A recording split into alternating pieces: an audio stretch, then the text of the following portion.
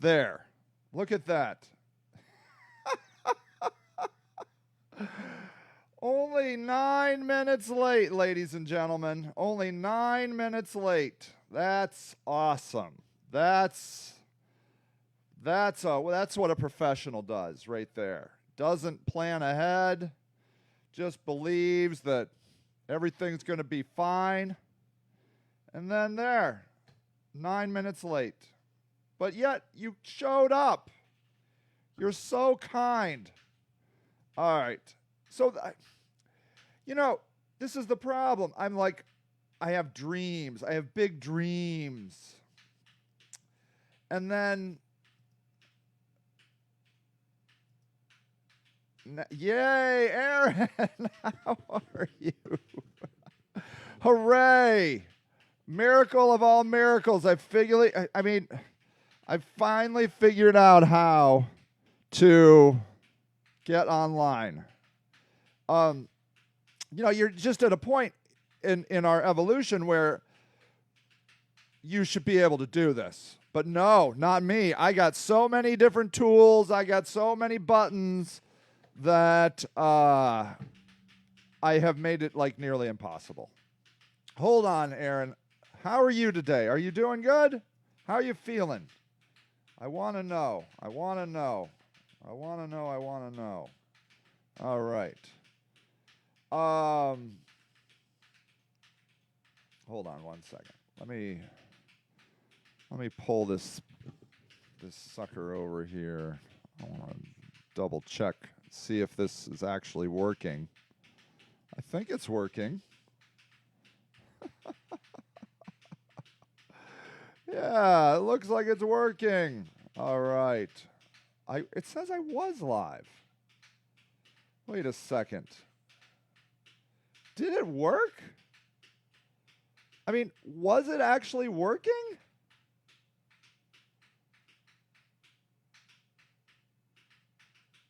What? Was the whole thing working the whole time? All right. All right. Hold on. No, you know what? I'm not screwing around. Okay.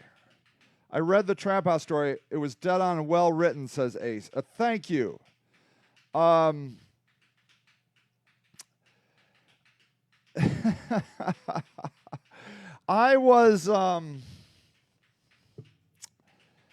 in this new phase of trying to share stories and share truths that I know that maybe other people don't know.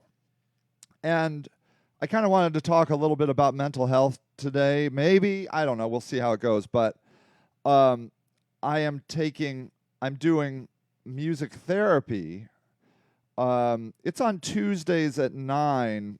I'll get you the link here in a minute, but I need to just calm my frazzled nerves as I come online here. Finally online. I got to practice this show not at exactly 10 o'clock on Sunday morning. I have to try, I'm trying to stream on Facebook, on YouTube, and on Twitch. I'm trying to do that. And honestly, now that I look back, it sort of looks like maybe I was doing that. But I don't know. I don't know what I'm doing. So, hold on. Speaking of which, let me just go see if this live, looks like the health is working good. Hold on one second. So, all right. Yeah, I guess it's fine. It's fine. All right. So let me show you what, if you didn't read the story, let me go over here and show it to you guys. So this is, I wrote an article yesterday, and it does seem to be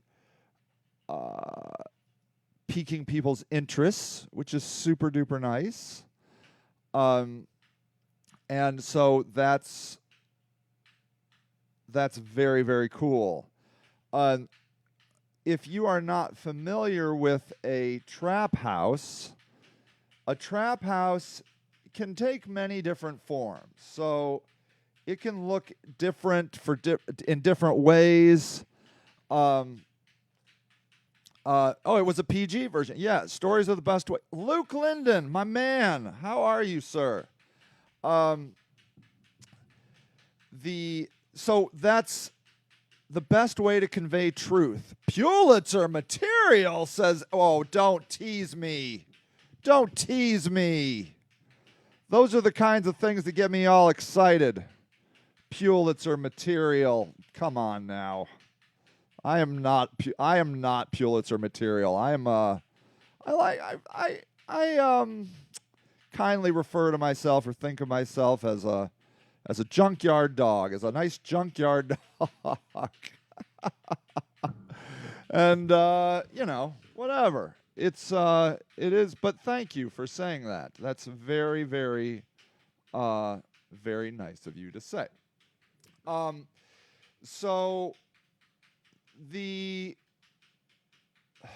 my music therapist has, I've been talking to him about my anger issues, and he didn't suggest it. He just kind of gave me this nice space to be able to talk about it, and I kind of came up with this idea that, I don't have to be angry all the time, it turns out.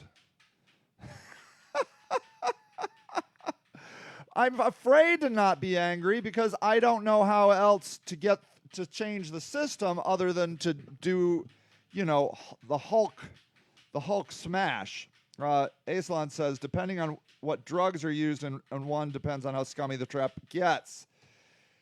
Have you lived in one, Ace? Have you, Ashley, how are you? Oh, it's so nice to see everybody here. That's so lovely. So anger gets the work done. Yes, right, Ashley?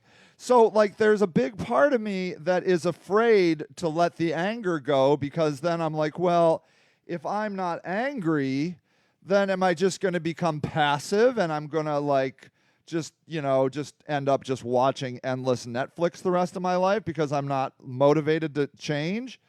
But when I experimented with that feeling during my music therapy, hi Ashley. Ashley is a wonderful, wonderful human. Ashley is out of the Cleveland area, I think the Bedford area, I think, and she helps people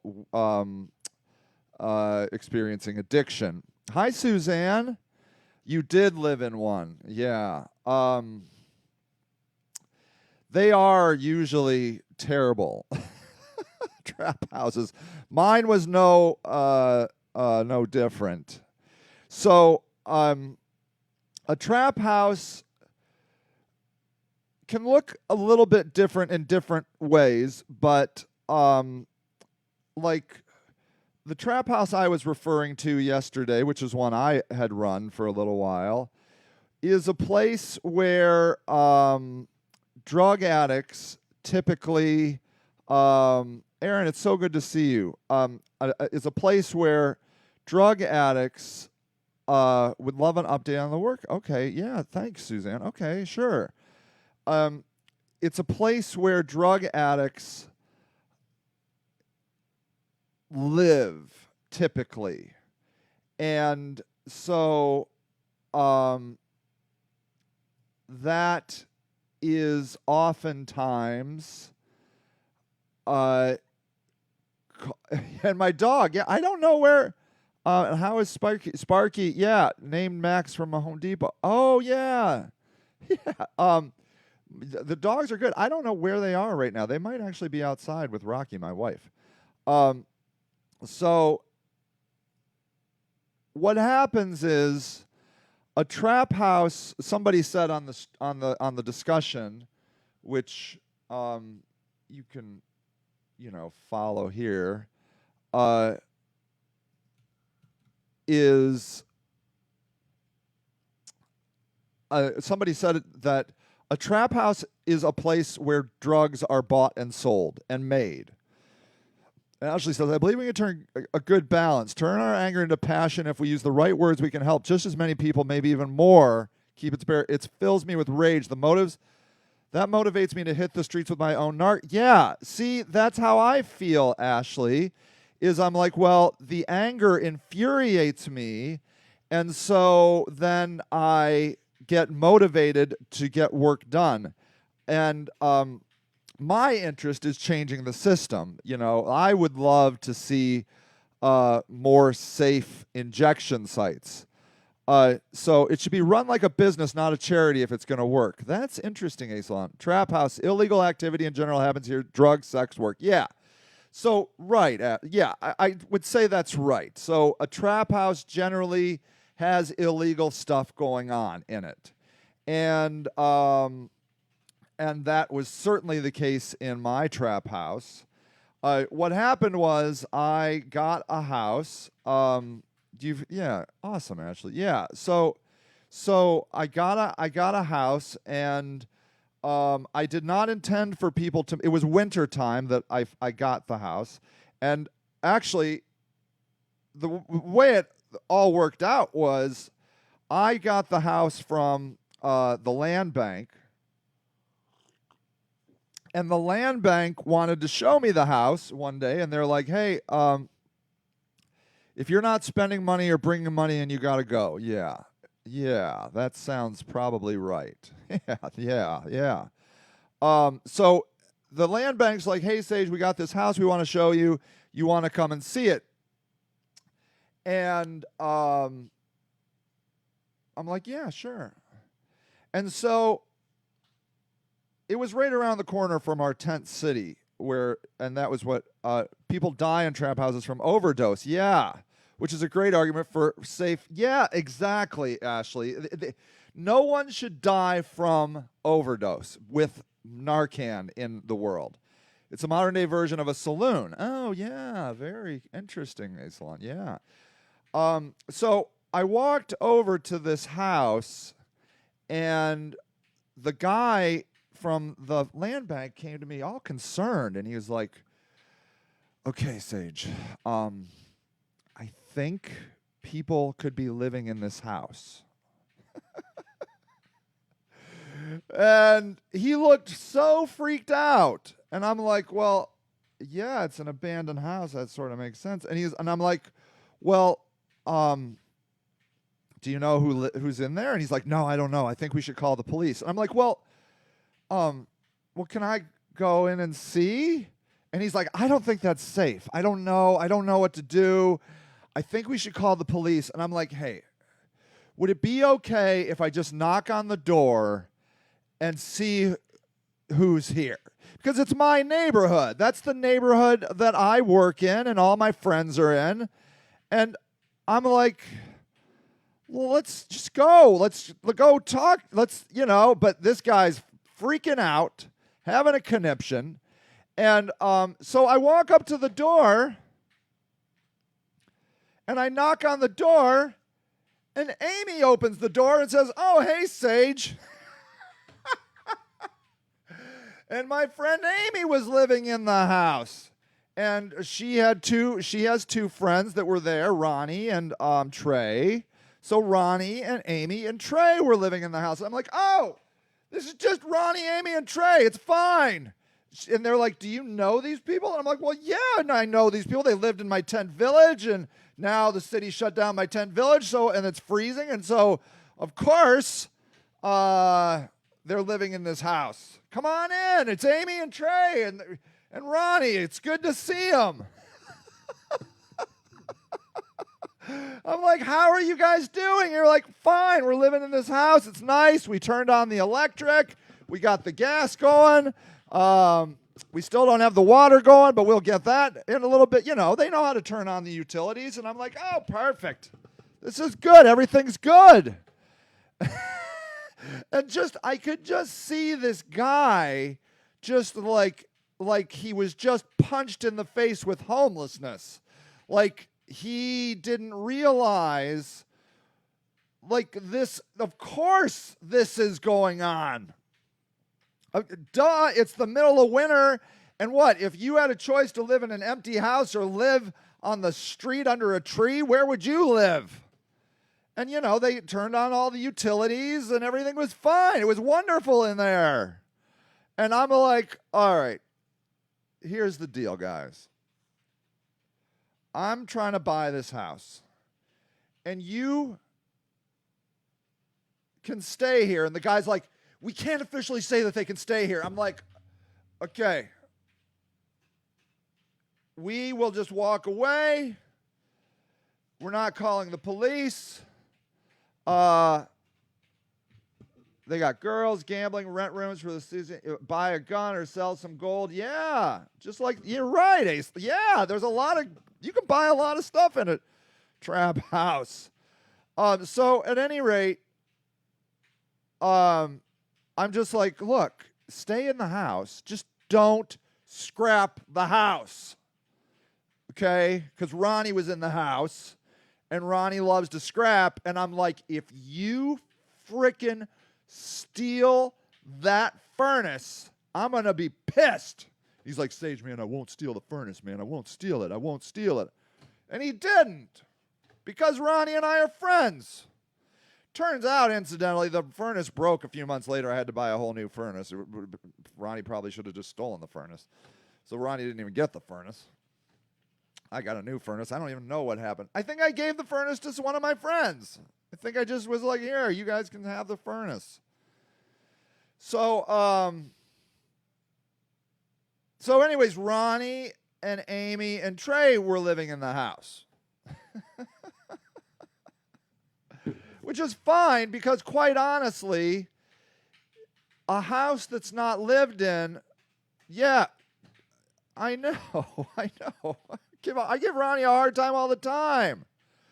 Yeah, but I'm like, look, I mean, it's much more risky to leave a house unlived in, because people will definitely scrap it. Then they're going to scrap the whole house. So I was like, this is a net positive for me, because Ronnie and Amy and Trey are living in the house. They're going to watch over the house, and this is going to be good. And so, I'm trying to buy the house, and I'm like, look, guys, if you guys take care of this house, you can live in it when I own it. And they're like, good, that's good. And they did. They took very good care of the house.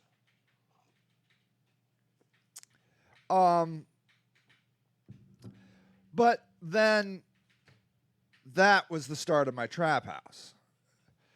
And, and what happens is, when it's a good idea to maybe even designate someone to watch over to make others. Yeah, right. Yeah, thank you, Ashley. I'm glad you understand. So, I'm like, this is really good. But what happens is, then other friends move in, So, Kevin moves in. And I love Kevin to death. I love Kevin. Kevin, I don't think he's watching. Yeah, I had a trap house. Of course I did. Why not? So what I really wanted, Ashley, in a trap, that's the houseman's job. That's cool. See, you should be running a trap house, Asalon, not me. Because what I really wanted was, my vision was, I wanted a house that you could safely use drugs in, okay? Hey, Thomas. All right. I'm not a good phone person, but I'll try. I can't promise you. I'm terrible at messaging. I'm really, really, really sorry. So Kevin moved in. Can't wait to pick your brain. Oh, well, let's do it. Why don't you pick it here? Pick my brain here, because I don't pick it now while it's here and open. So Kevin moves in, and we all love Kevin, and Kevin is a sweet, sweet guy. Like, he's just, there's some people I just feel bad for. We have the same vision. Oh, good. Yeah. So, but anyways, Kevin is a hardcore scrapper. He goes out at night and brings back just tons and tons of stuff. And hey, Eric, how's it going? And so they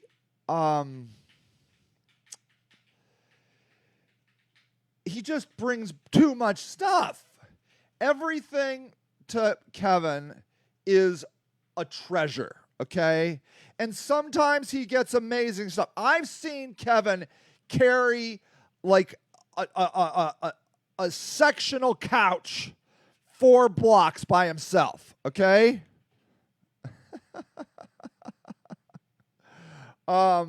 He's a hard worker. He finds all these treasures, and sometimes there truly are treasures. Sometimes they're really wonderful.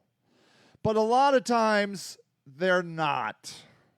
Or they just need a few things, which is fine. That's a trash picker, not a scrap. True. Good point, Aisla. You're right. You're right.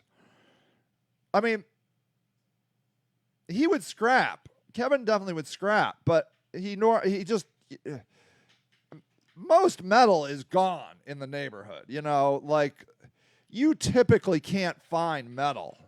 Yeah, right. So then you're just like in the dumpsters looking for stuff. Kevin is very cool, Aaron. So I would love to have an event where I set up one of our better trash pickers and go out dumpster diving with them. You would have so much fun. They're incredible. The things they find is incredible. But it's like an all-night affair. It's hard work. It's a big thing, but I've had that in my mind. But anyways, so now the trash is starting to pile up. It's not that Kevin is a bad person, but the trash, man, the trash. And then somebody else shows up. I can't remember who showed up next. But then now the needles, okay? So a lot of people are, even in the homeless community, hate needle users. They hate them. And I sort of feel bad for needle users because they are the least respected of all people in the community, I think. Yeah, true. Yeah, that's true. You're right about that. But I know that like people offer to take people out at night to go dumpster diving, you know. But you're right. I would want to be. There's nothing good in the trash.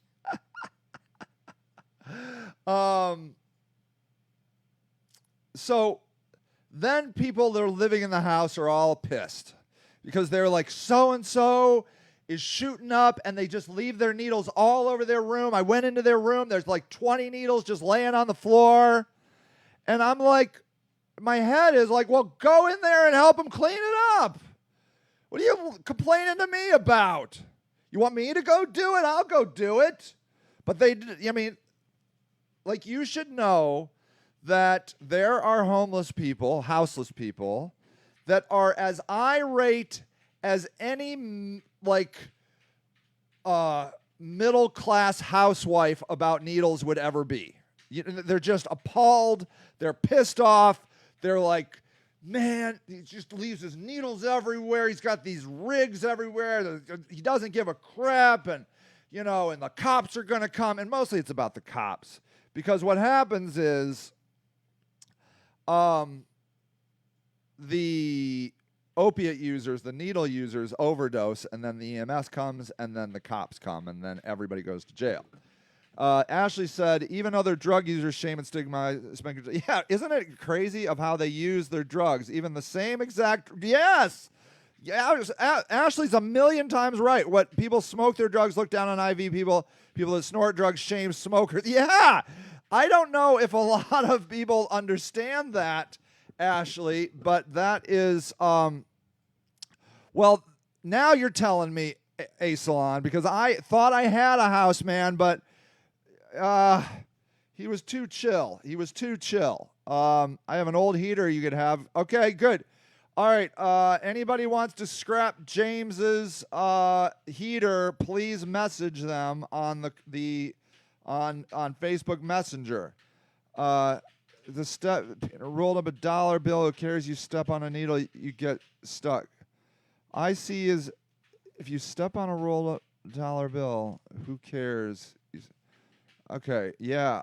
Right. So, well, that's it. Like, I mean, so they all know that a lot of these people have blood illnesses, like hepatitis, and AIDS is definitely in the homeless community. And so there is a legitimate concern about the needles, but Ashley is 100% true, right, that the people that I see the IV users get the worst of it. Everybody hates them. No slow, just go. They're all cool with meth because everybody uses meth. And they usually do snort it or smoke it. But I definitely know people that inject it.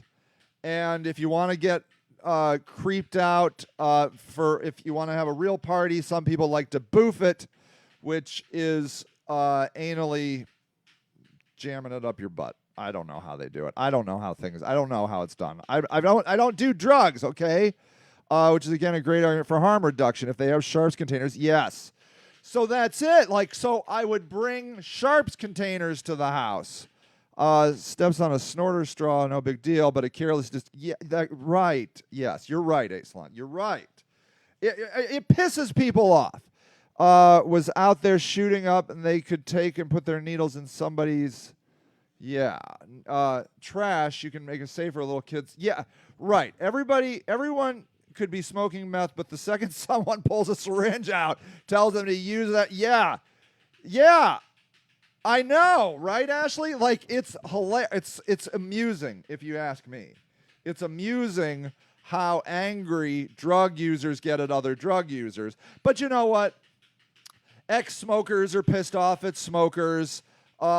Alcoholics are pissed off at every other drug user because they're doing the legal drug and blah, blah, blah. The only people that seem to get a pass are the pot smokers.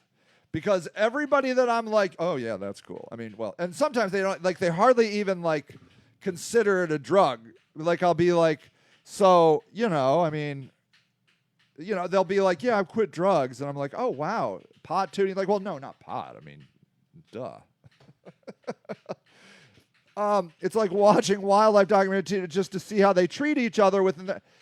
Yes, Ashley, and one of those. The thing about that is, I feel like I am watching wild humans, and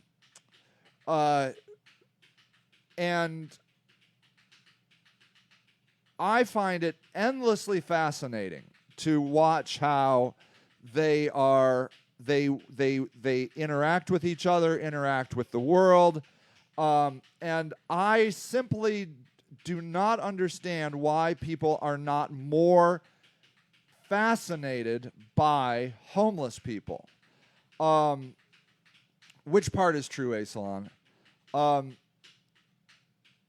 Because I believe a lot of times you're looking at people that are starting society from the ground up. They've been thrown out of society. Everybody hates them. Nobody wants them around. And so they have no choice but to start their own society with no money, no resources, no connection to society at all. And it's fascinating to watch what they build and how they build it and how they organize and how their societies shift and change. I'm reminded of Roanoke. Do you remember that story? Maybe you learned it in how they treat each other. Yeah, right? Yeah. So, Roanoke is this mystery settlement of the early American settlers that just sort of disappeared. And there's an interesting thing going on in a camp right now. There was a big kerfuffle at a camp in Akron, and everybody basically scattered. And they still live within the general vicinity, but they do not live as a community right now. All right, Clarabelle, hold on. Clarabelle, okay, there we go. So they just had so much drama that they couldn't take it, and so, hey, what's up, Marcus? It's good to see you. And so they just all scattered, and I was talking to one person, Becca, and she was kind of sad about it because she's like, if somebody's in trouble, I'm not sure I'll be able to hear them. And that is sad. But they kind of came to the conclusion because things were just too crazy, too chaotic. I wish they had more reign over public space and land to see how far they could. Yeah, wouldn't that be amazing, Ashley? You and I get it, man. We're right on the same wavelength. They could be fully functional with gardens and everyone could be happy. Who really knows, because they're always being pushed out by police. That's right. So we don't know how these communities would evolve because they're always being disrupted by outside forces. They don't get a chance to evolve and test and try other things, because what's ironic is no one comes to help them. The only people that come are the people to shut them down. The homeless service providers don't come to help them. The police definitely don't come to help them. Yeah, the trash. Yeah, the trash is such an issue. So because they don't have trash service, they're not allowed to have trash service, and they can't afford trash service. They often, like, people that do care about trash oftentimes end up burning.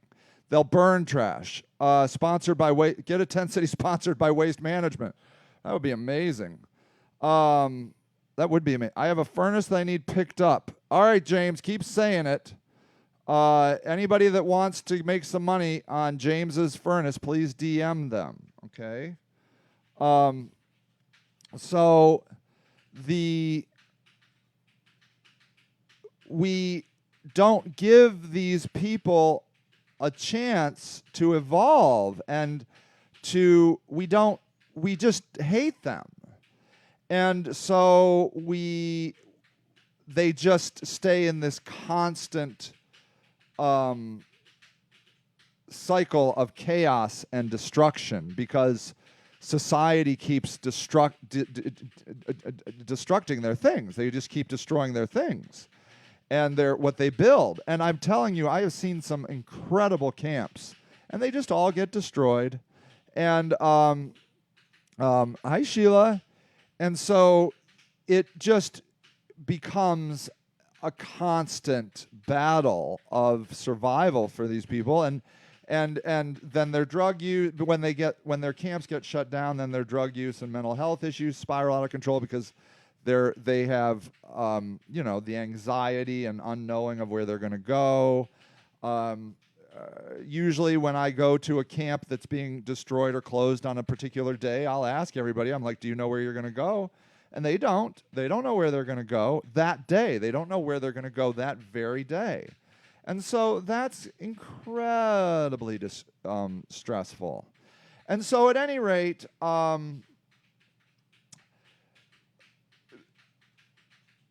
wanted to, technically the city should be paying Waste Management to stop at the outside of their camp if they did the work to gather the trash. Yeah, that would be,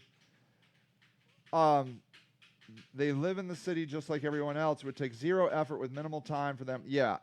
I don't really believe that these camp eradications that they do, you should do tours, and you should do overnight tours. Take them, do some urban camping, Aisalon. You really should, and you should charge for it. I would like to do it. I just haven't gotten around to it yet. So I have this house, and I have all these friends that live on the street, and it was winter, and so I had this idea. I'm like, I would love it if I could have a house where people could safely use drugs. But I had like 2 rules. I'm like, you cannot buy and sell drugs in this house, and you cannot create violence in this house. We have faith that everyone is going to be okay, faith that it won't get worse. Right on. And so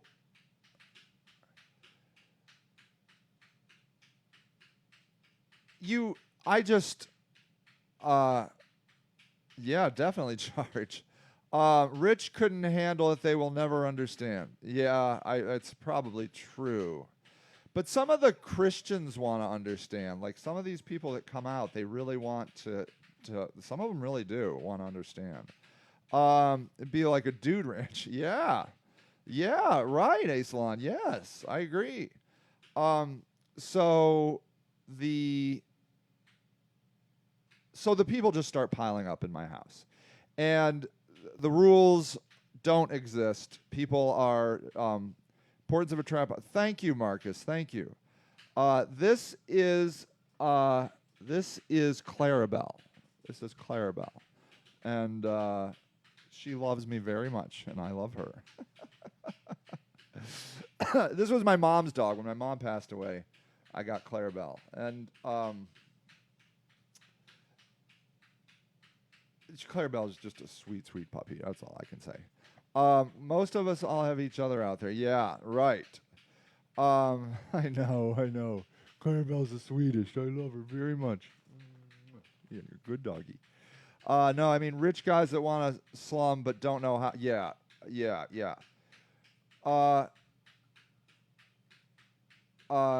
Taking their trash, putting it over, taking one shoe, and yeah. There's a guy lives right down the street from me. He lives. Okay, hold on. He just don't give a damn. I'm here and he's on drugs real bad. Never was on drugs to be that stupid. I talk to a lot of homeless people. Do you rather live on the street and get a job? He said because he makes more standing on the corners than getting the job. I was shocked when the dude told me he brings close to $400 a day. If you can make that much money, why don't you get a place? I guess that's true. I've never met somebody that makes that kind of money. The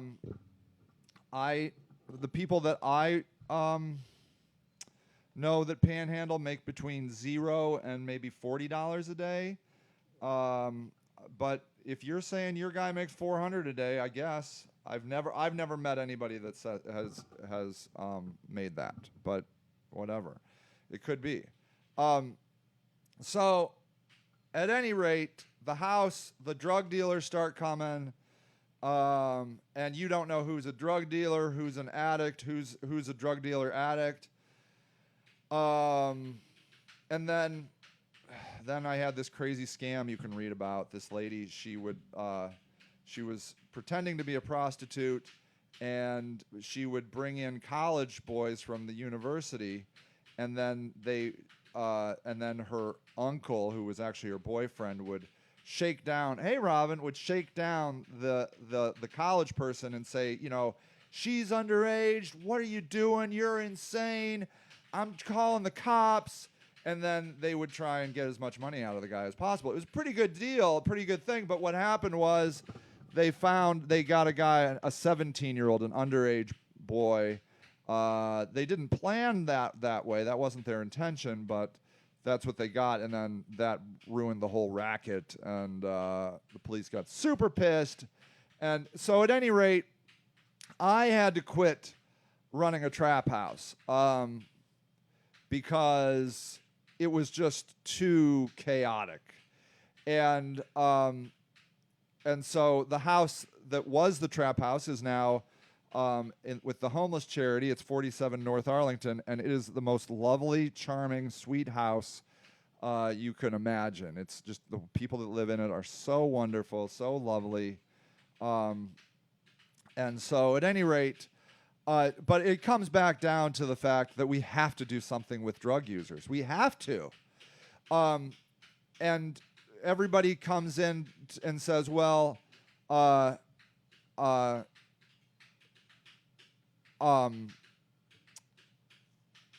leaving? Okay, go ahead. All right.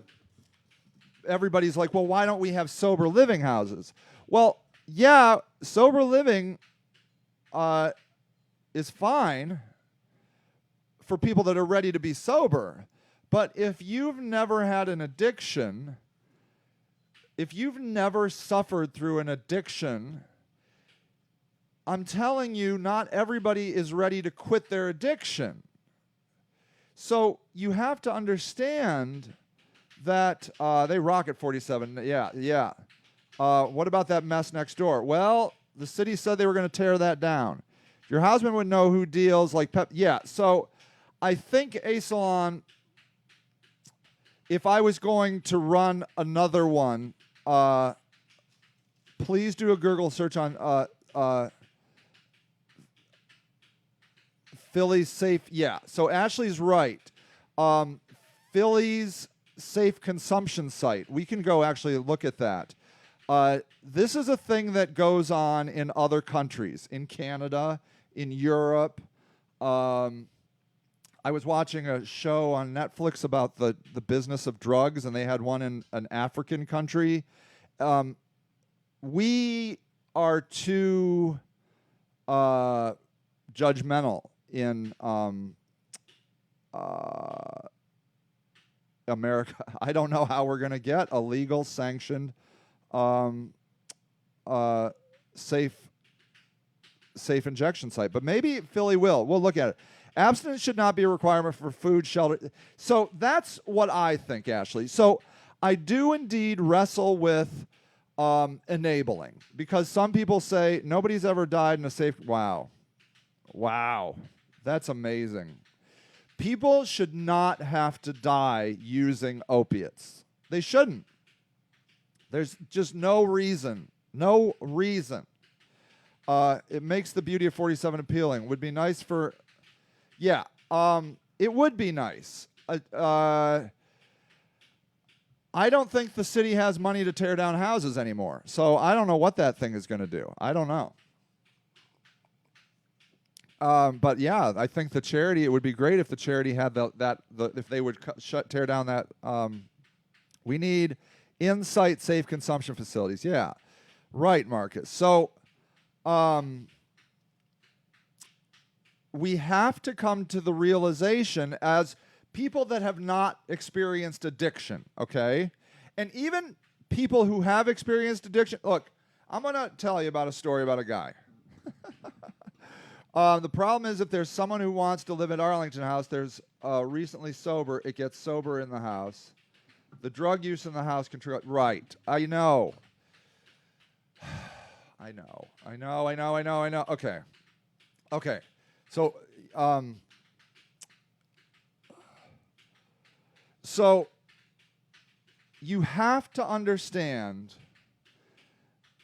Oh, I'm sorry. I was talking about this guy. So there's a guy that's doing really well right now, okay? But for a long time, he did not do really. I mean, he was living outside in garages for a long time. And the reason was because he was spending all of his money, and he has money. He has, Social Security or disability or something. I can't remember which.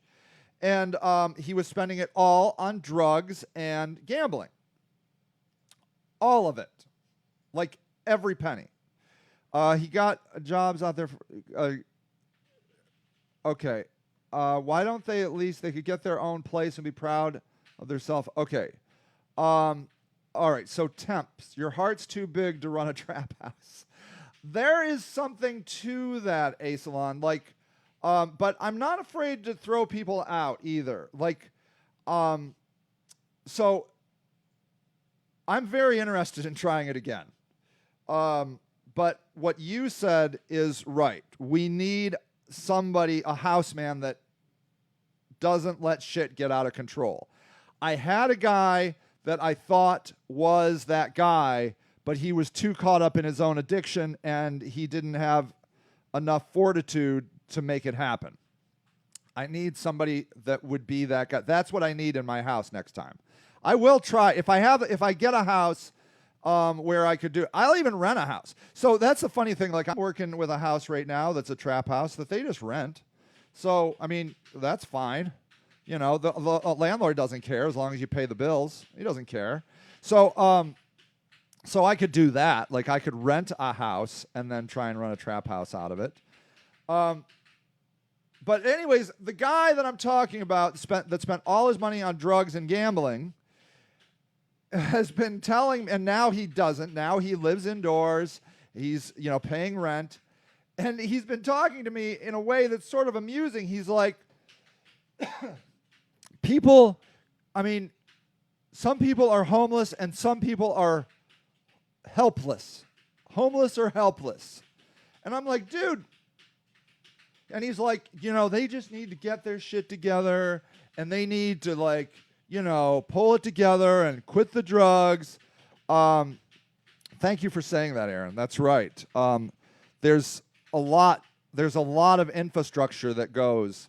And, you know, the felonies really block people, too.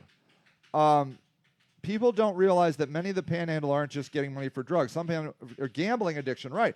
Or just for their phone or for cigarettes or beer. There's many reasons why you panhandle. I mean, do you guys remember Hunter and his mom? Oh, shoot. Why can't I remember? That's terrible. Oh, how terrible. Anyway, she would panhandle for diapers. She needed diapers, and that's why she was panhandling. She did not do drugs. Why can't I remember her name? Dang it. Anyways,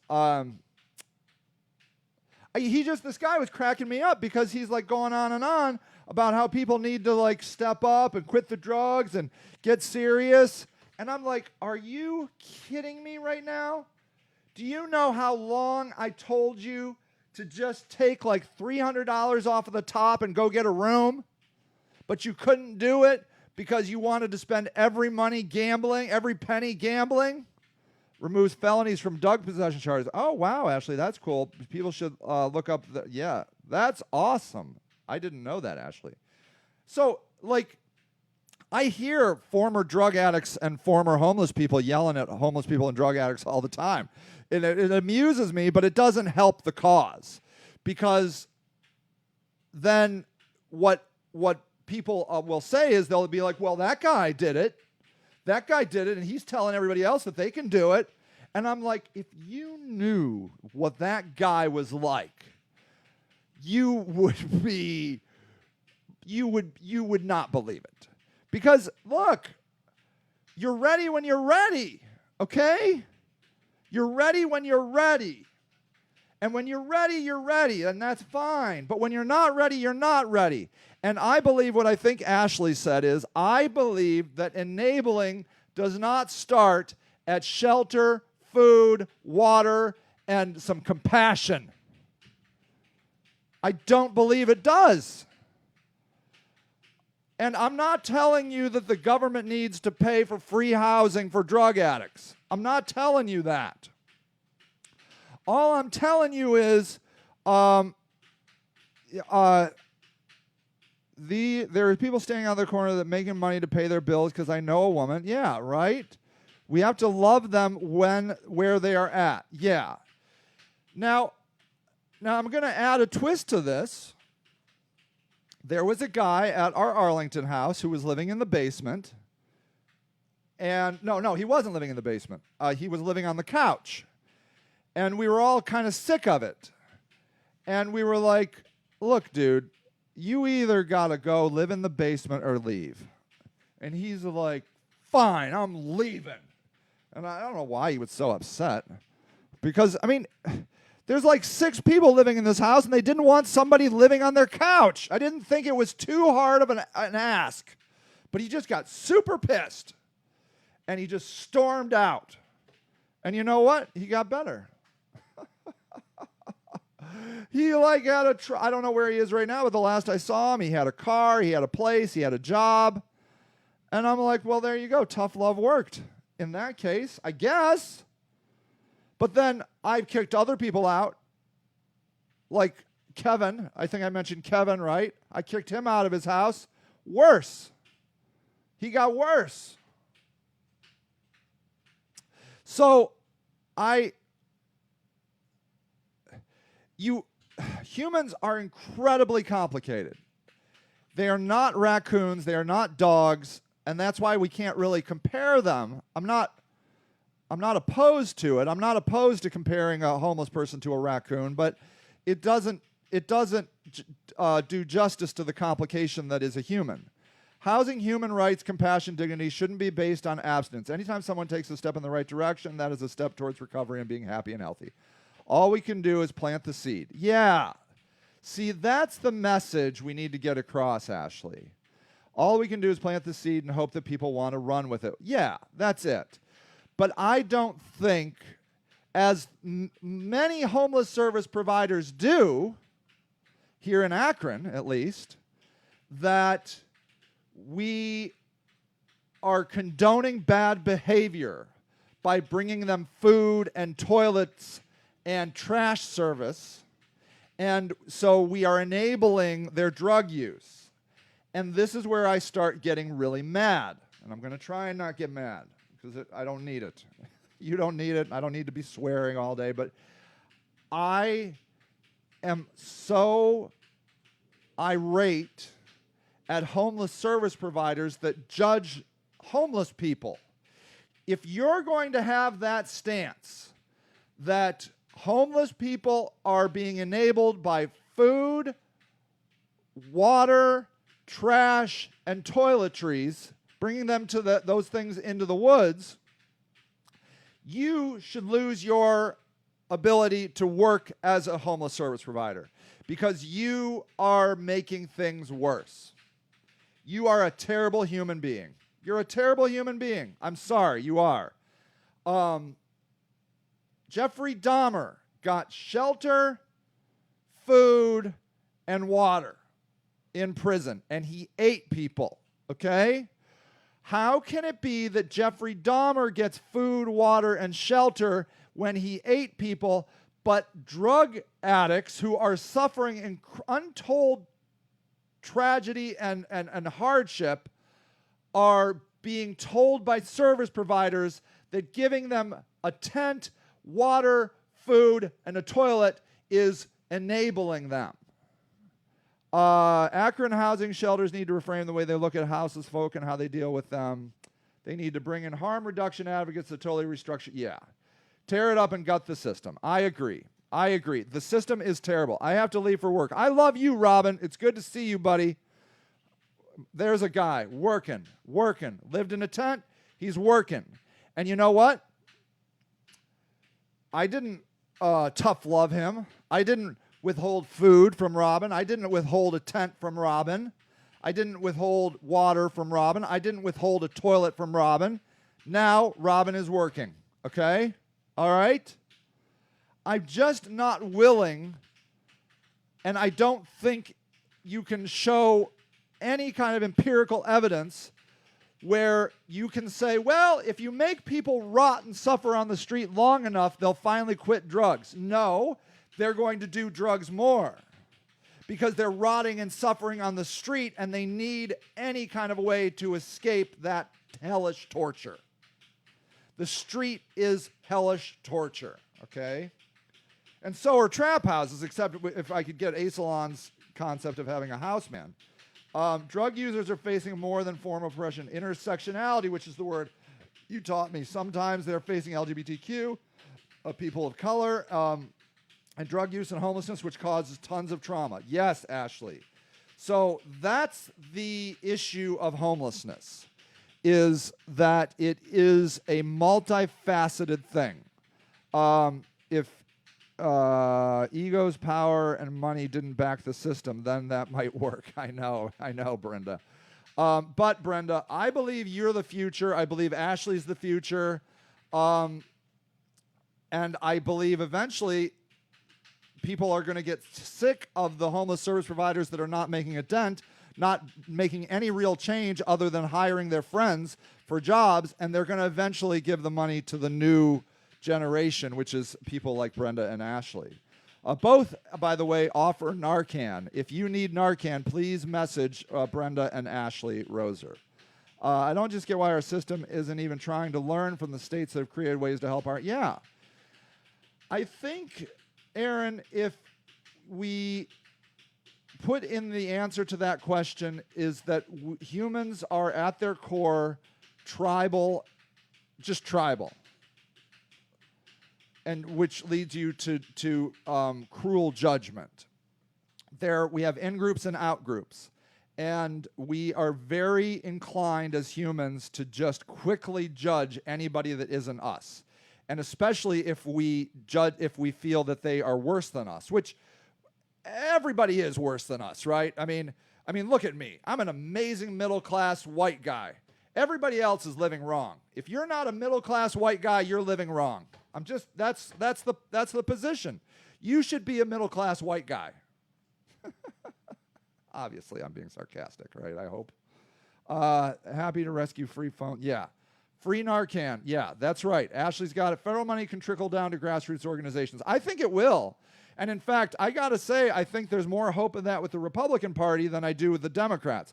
I've recently declared myself an independent. I oftentimes side with a lot of Democratic issues, but I will tell you that at least the Republicans are honest with who they are. Democrats are lying sacks of shit. They are.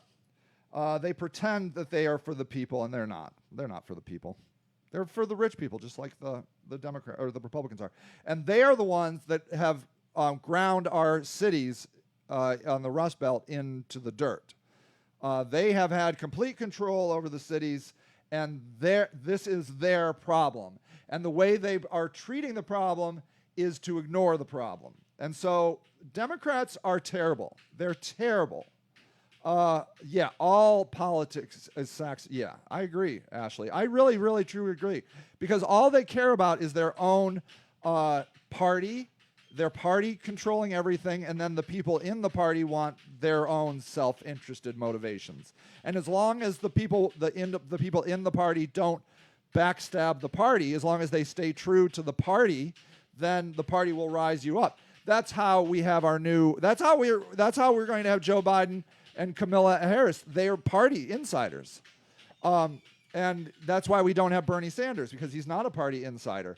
And may I say, the Republicans got their man through. They got their man through. Donald Trump has a lot of problems, but he busted the system, and you've got to acknowledge that the Republicans broke their system. And, I thought it was going to be Jeb Bush. Turns out Jeb Bush is the most boring human on earth. Who knew? Who knew? Junior was the exciting guy. Who knew? You don't know these things. So anyways, Democrats are terrible, terrible people. And they don't care about their citizens. They don't care about, Middlebury has about 50% poverty. They don't care. They don't care. What you need, according to Mayor Horgan, is a nicer park with a splash pad.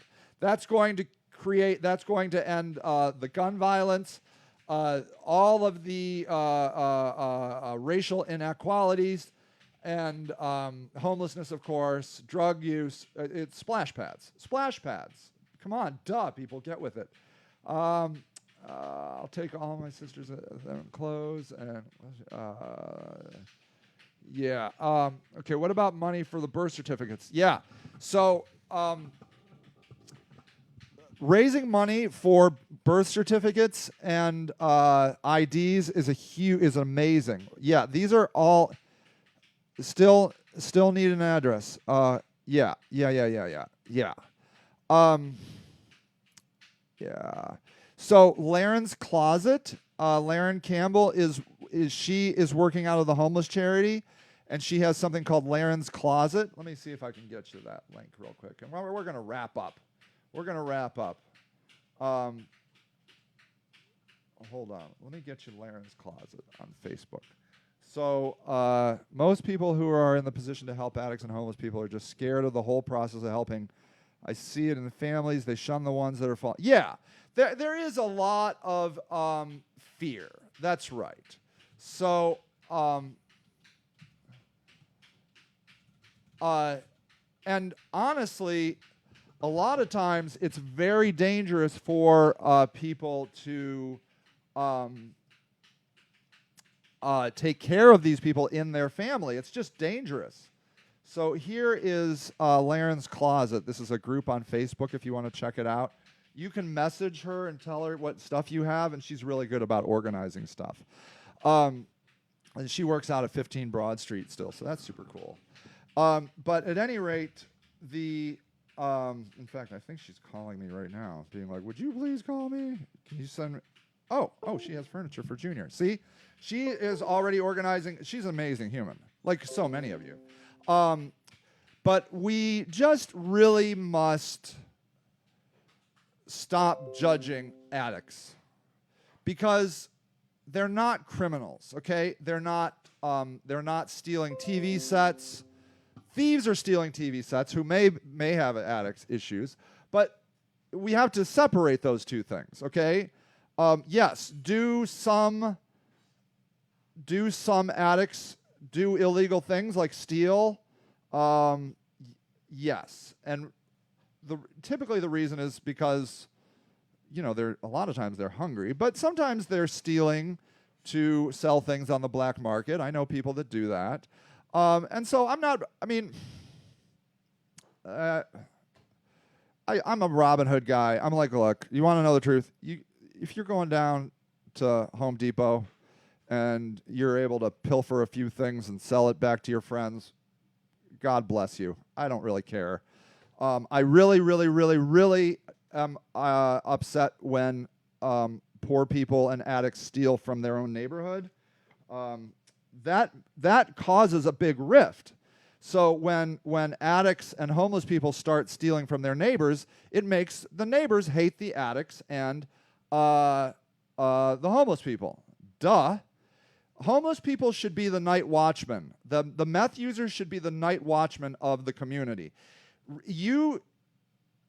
When you have a homeless person move into your city, into your town, your neighborhood, you should be like, awesome.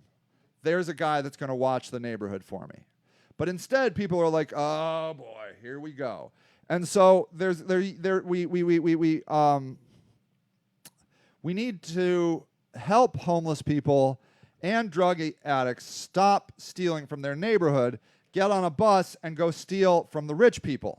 Because honestly, if you start stealing from the rich people, you're going to get shit taken care of a lot faster. Stealing from poor people is fine with Democrats and voters because who cares? Who cares? You got to get on a bus and you got to go into the suburbs or go into the fancy neighborhoods and steal from them.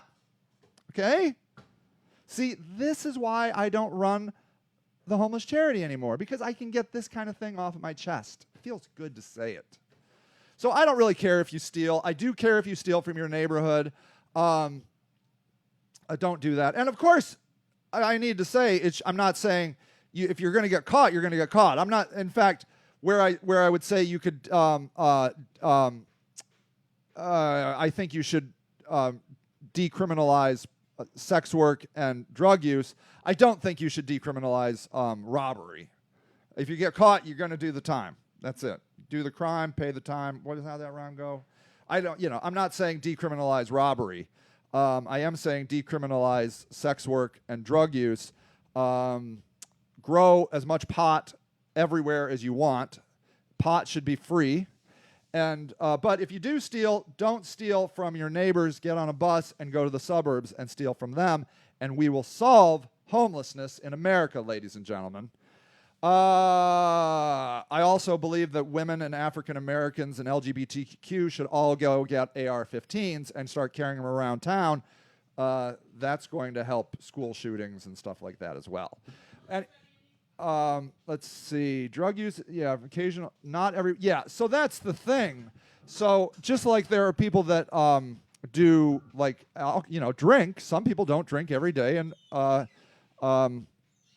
like ecstasy, a wonderful drug, right? I've never tried it. I've wanted to try it. It looks fun. It looks like I see that they're actually doing treatment with DMT, which really looks good, like in a safe environment. That's what I'm really, really interested in. I can't say I wouldn't love to go to a club, say in Vegas, and do some ecstasy. I don't know. The ecstasy people don't mind when old people show up at the club. It's the alcoholics that give me a hard time when I come to the club. But the ecstasy people love me at the club. They don't care that I'm old because they're happy. The drunks are jerks. They're jerks. They're frat boys that are pissed off that an old guy is at the club. The ecstasy people are like, come on and dance and have fun. I love the ecstasy people. Never done ecstasy. It's on my to-do list. So yeah, but you're not dropping ecstasy all the time. That's a casual drug. Should I do it? Okay, maybe I will. I will. I really want to get into psychedelics. I really want to go to Peru and do ayahuasca, but I'm on an antidepressant, and I don't know. I hear that these psychedelics and antidepressants, you got to be careful. So I got to be careful. But I'll get to it. I'm going to wait till my kid gets out he's 15. He doesn't need to see his dad all tripping balls and shit. Nobody needs that. Nobody needs that, really. But my kid really doesn't need it. Anyways, I got to go. I love you. I love you. Thank you, Ashley. Thank you all for the amazing work that you're doing. Just use fentanyl test strips to make sure. Oh, good. Oh, thank you, Ashley. See, pro tip. That's true. But I was thinking if I did the supervised DMT within a psychological experience with a therapist, wouldn't they give me some really pure shit? I think that stuff would be awesome. So that's sort of where I want to start. And I also think that if I go to Peru and do ayahuasca with one of those gurus, they're not going to lace my shit with fentanyl. I don't need to bring fentanyl strips to Peru, do I? Maybe I should. I don't know. All right, everybody. I love you. I love you. I love you. I will be careful. I'm not going to do any drug. I'm a straight edge right now. I am. I don't do any drugs. Tea and Diet Coke. That's where I'm at. Okay? But someday, who knows? Do it with a therapist, don't you think? That's what I think. That's what I really, really, really, really, really want to do. And then ayahuasca in Peru. All right, those are my two dreams. I love you guys so much. If you're on SSR, they don't work. They don't work. Oh, that sucks. Maze says psychedelics don't work if you're on SSRIs. Oh, boo. All right, well, I got to get off that shit. That's going to be a stressful few months. Okay, but it'll be worth it. Anyways, I love you. Have a great Sunday. And don't forget that you're in August, and enjoy your August.